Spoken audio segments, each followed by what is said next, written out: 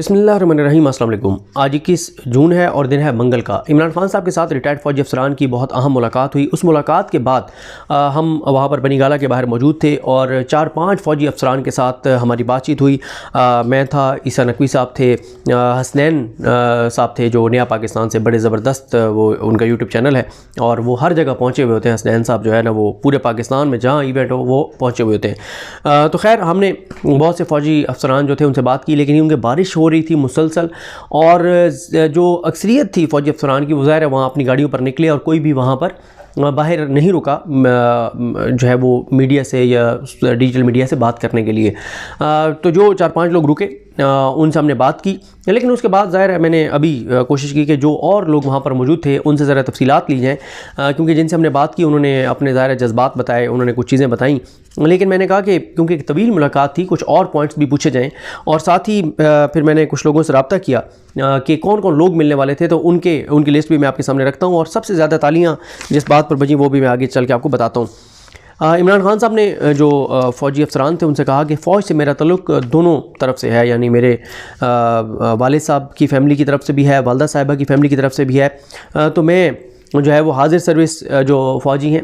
उनकी भी उनके बारे में भी बड़े बेहतर जानता हूँ। जो हाजिर सर्विस है, रिटायर्ड हाजिर सर्विस, दोनों के बारे में मैं उनको जानता हूँ, समझता हूँ, उनके मिजाज और इन सारी चीज़ों से मैं वाकिफ़ हूँ। और फिर इमरान खान साहब ने ये कहा कि वो नहीं चाहते कि फ़ौज के ख़िलाफ़ मुहिम चले आवाम के अंदर, सोशल मीडिया के ऊपर। और फिर उन्होंने ज़ाहिर है वो बात जो वो पहले करते भी हैं कि मज़बूत फ़ौज जो है वो मुल्क की ज़रूरत है और दिफा की ज़मानत है। और फिर उन्होंने बहुत से मुल्कों की ज़ाहिर अपनी गुफ्तगू में हवाले दिए कि लीबिया, इराक़, सीरिया, बहुत से मुल्कों के उन्होंने हवाले दिए जहाँ जहाँ पे फ़ौज जो है वो कमज़ोर हुई तो फिर वो मुल्क जो है वो तबाही और बर्बादी का उनको सामना करना पड़ा।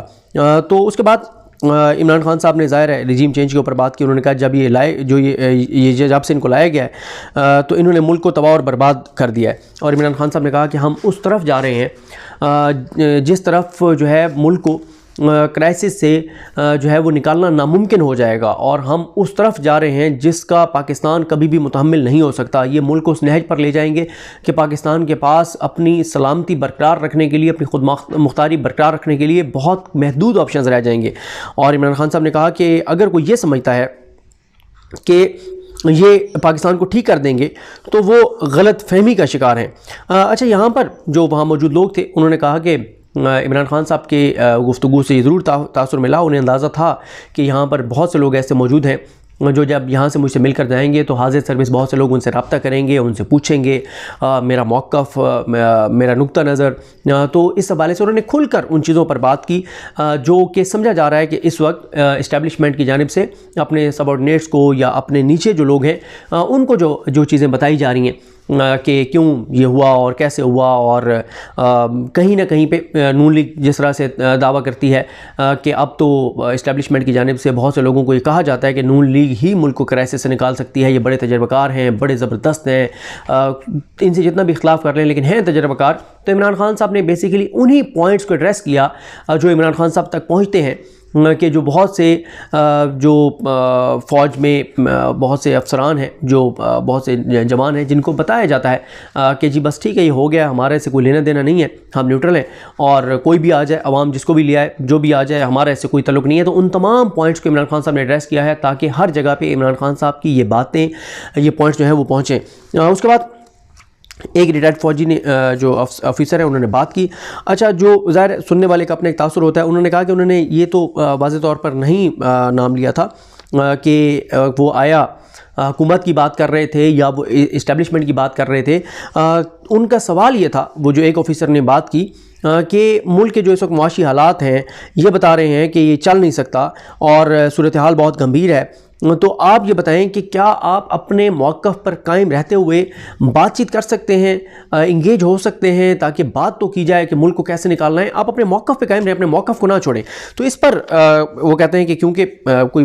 वाज़ेह नहीं था कि वो जो सवाल था, या कभी ये भी होता है कि सुनने वाले की अपनी परसेप्शन होती है कि वो सवाल इस्टेब्लिशमेंट के हवाले से था कि आप अपने नुक्ता नज़र पर कायम रहें लेकिन इंगेज तो हों, उनसे बात तो करें, या वो हुकूमत के हवाले से था। लेकिन इमरान खान साहब ने, जिसके बारे में भी था, इमरान खान साहब ने जो है वो कैटेगोरिकल इनकार किया कि किसी से कोई बात नहीं होगी अगर बात होगी तो एक ही सूरत में होगी, और वो है जब इलेक्शन अनाउंस कर दिए जाएं।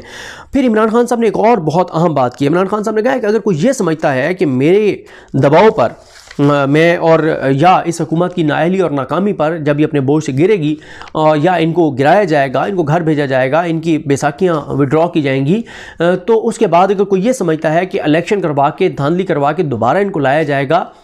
तो मज़ीद मुल्क के हालात ख़राब होंगे, गंभीर होंगे। ये जो इस वक्त सूरत हाल है, इससे ज़्यादा ख़तरनाक सूरत हाल होगी। उन्होंने वाज़ेह किया कि इलेक्शन शफाफ हो, कौम जिसको लाना चाहती है मुझे कोई मसला नहीं है, मुझे कौम वोट नहीं देती मत दे, लेकिन इलेक्शन शफाफ होने चाहिए। अगर इलेक्शन में धांधली की गई तो इमरान खान साहब का यही मौक़िफ़ है। एक और जगह पर भी उन्होंने बात की है कि उन्होंने कहा कि अब जो है वो अब चीज़ें छुप नहीं सकती। अब अगर कोई समझता है कि चीज़ें छुप जाएंगी तो ये छुप नहीं सकती। इमरान खान साहब ने एक और जगह गुफ्तगू करते हुए कहा कि 90s नहीं है, ये सोशल मीडिया का दौर है, ये मीडिया का दौर है, फ्लो ऑफ इंफॉर्मेशन है, लोग एक्टिव हैं। तो इमरान खान साहब ने कहा कि अब अगर धांधली हुई तो सूरत हाल मज़ीद ख़तरनाक होगी, ये कोई मत समझे कि चीज़ें जो है वो बेहतरी की तरफ जाएंगी। इमरान खान साहब ने जो फ़ौजी अफसरान थे उनका बहुत शुक्रिया अदा किया। उन्होंने कहा कि जो लोग यहाँ पर मौजूद हैं, जो फ़ौजी ऑफिसर्स या फ़ौजी ऑफिसर्स की फैमिलीज़ जो यहाँ पर नहीं मौजूद, उन तमाम का मैं बहुत शुक्रगुज़ार हूँ कि वो जो मेरा जो इस वक्त बयानिया है आज़ाद और ख़ुद मुख्तार पाकिस्तान का, उसमें मेरे साथ डट कर खड़े हुए हैं, मुझे सपोर्ट कर रहे हैं। और उन्होंने कहा आप रिटायर्ड हैं, आपका हक़ है कि आप सियासत करें, आप अपना मौक़िफ़ रखें। और इमरान खान साहब ने कहा कि ये सियासत तो मैं कर ही नहीं रहा, मैं तो जो है वो जिहाद कर रहा हूँ और मैं मुल्क की खातिर कर रहा हूँ, क्योंकि मुल्क की आज़ादी और ख़ुद मुख्तारी, मुल्क की सलामती जो है वो इस वक्त ऑन स्टेक है।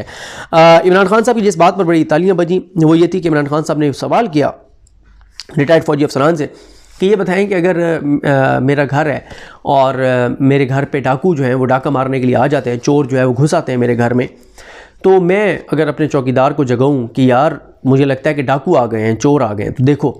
तो चौकीदार अगर ये कहकर सो जाए कि मैं न्यूट्रल हूँ, मुझे सोने दो, मेरा कोई लेना देना नहीं है, तो क्या आपको कबूल है? तो इस पर सब ने कहा कि हमें ये चीज़ कबूल नहीं है, और इस पर बहुत ज़्यादा जो है वो इस बात पर तालियां बजी इमरान खान साहब की इस बात पर कि चौकीदार जो है वो ये नहीं कह, जब चोर और डाकू हमला आवर हों घर के ऊपर, तो चौकीदार ये नहीं कह सकता कि मैं न्यूट्रल हूँ, और इस पर काफ़ी जो है वो तालियां बजी। मैं आपको बता देता हूँ। अच्छा, ये जो लिस्ट है जो बनी गाला में जमा कराई गई कि ये लोग जो हैं वो आएंगे, इसमें सिर्फ ये था कि इसमें बहुत से जो अक्सरियत लोग मौजूद थे, लेकिन कुछ नहीं आ सके थे क्योंकि रावलपिंडी इस्लामाबाद में बारिश जो है वो बहुत ज़्यादा थी। तो इसमें जो ब्रिगेडियर्स हैं जो रिटायर्ड, उनमें हैं इनामुल हक साहब, मुश्ताक अहमद लिल्ला साहब, शौकत अली साहब, मिर्ज़ा जाहिद इकबाल साहब, राशिद मुजीब अलवी साहब, फैसल नजीब साहब, इशफाक अहमद साहब, हफीज़ अहमद साहब, जिलानी साहब, सिकंदर अली साहब, बाबर साहब, इसहाक अहमद साहब, मोहम्मद लतीफ़ साहब, टीपू सुल्तान साहब, अर्जुमन साहब और खालिद रब्बानी साहब कर्नल्स जो हैं। और ज़ाहिर रैंक का कुछ तब्दीली भी हो सकती है किसी की, मैं तो बस ये लिस्ट में जो नाम जिस तरतीब से लिखे हुए हैं वो मैं पढ़ रहा हूँ। इसमें अब्दुल वाहिद साहब हैं, जलील रहमान साहब हैं, नवीद अकबर साहब हैं, सलीम सज्जाद साहब हैं, सलीम साजिद साहब, मोहम्मद आसिफ साहब, इफ्तिखार हैदर साहब, इजाज़ अली साहब, इमरोज़ खान साहब, ताहिर डार साहब, इमरान मसूद कुरैशी साहब, वासिफ सज्जाद साहब, शाहिद इकबाल साहब, आसिफ इकबाल कियानी साहब, मज़हर अल्ताफ़ राजा साहब, महमूदुल इस्लाम साहब, मोहम्मद आसिफ साहब, जमाल साहब, इरफान साहब, एहसन राव साहब, याकूब साहब, राशिद अली बंगिश साहब, आगा सिप्तैन काज़मी साहब, तारिक खटक साहब, तारिक साहब, 2 तारिक हैं, ग़ुलाम रज़ा साहब, इफ्तिखार साहब, आसिफ हुसैन साहब और साजिद अली साहब। मेजर्स में लिखा हुआ है कि ज़फ़र इकबाल गोंदल साहब,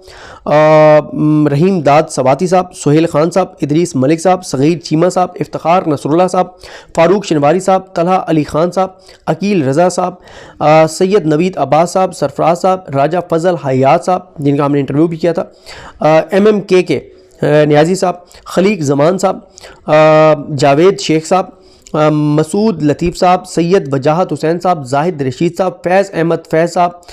तारिक अफरीदी साहब, इनाम हुसैन साहब, अयाज़ अंजुम साहब, फ़खरुल इस्लाम साहब, अहमद जमाल साहब, ग़ुलाम मुस्तफ़ा साहब, मोहम्मद सलीम राजा साहब, इमाम लिखा हुआ है इस तरह, नईम खान साहब, और बुलंद इकबाल साहब।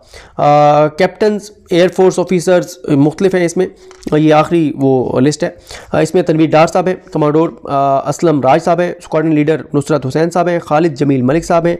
और इसके बाद उमर चीमा साहब है, लेफ्टिनेंट फ़ारूक इकबाल साहब है, और वाजिद अली साहब है, हुफरान अब्बास साहब है, सन ऑफ कर्नल सिप्तैन साहब, डॉक्टर कामरान साहब हैं, आफ्ताब आलम साहब हैं, कैप्टन सुहेल दुरानी साहब हैं, कैप्टन शाहिद आगे लिखा हुआ है अदालत, जो भी उनका नाम है, वो स्पेलिंग मिस्टेक हो सकती है, हमजा जाहिद साहब, जो son of major Zahid Rashid, और flight lieutenant Anwar sahab, ambassador captain Amjad Majeed Abbasi sahab, और शजीउर रहमान साहब, सन ऑफ खलीलुर रहमान साहब, लुकमान खान शिनवारी, और अब्दुल मुईद शिनवारी, कैप्टन रऊफ़ कयानी, अरमगान अली बहादुर, उसैद अशरफ बेग आगा, इरसम अब्बास, यहाँ पर ये लिखा हुआ है ARSIM, नुमान हुसैन अवान साहब, हुसैन अवान साहब, मोहम्मद शाहिद साहब, कुछ जो है वो जो आर्मी ऑफिसर्स रिटायर्ड ऑफिसर्स हैं उनके बेटे भी वहाँ पर थे। तो बार लिस्ट में ये नाम लिखे हुए हैं, किसी में स्पेलिंग की मिस्टेक भी हो सकती है। तो ये वो लिस्ट है जो लोग वहाँ पर जिनकी लिस्ट जमा कराई गई थी कि ये लोग आएंगे। इसके अलावा भी कुछ लोग होंगे, लेकिन मुझे बहरहाल यही लिस्ट मिली है जो बनी गाला में जमा हुई। ज़ाहिर है शायद हो सकता है कुछ और ऐसे लोग हों। और एक चीज़ और आपको बता दूँ कि